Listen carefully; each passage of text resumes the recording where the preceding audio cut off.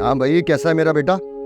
बाबा मैंने आपको बताया भी था मेरा बैग फट चुका है, उसमें से चीजें भी गिरने लगी हैं। अब आप बताए ना कब लेके आएंगे बैग। अच्छा अच्छा, मुझे पता है तेरा बैग फट चुका है। आज ही बैग खरीदूंगा और पहले वीडियो कॉल पर तुझे दिखाऊंगा। ठीक है बाबा।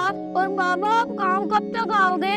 मैं तो कह रहा हूँ हमें कराची ही बुला रहे हैं। बेसब्रे छुट्टियां ले ली हैं, बैग खरीद कर 2-3 दिन में तेरे पास पहुंच जाऊंगा। ठीक है बाबा, प्यारा सा बैग लाना। तू फिक्र नहीं कर, जैसा तू प्यारा है ना वैसे ही प्यारा सा बैग लेकर आऊंगा तेरे लिए। अच्छा फोन बंद कर, बहुत काम करना है मुझे।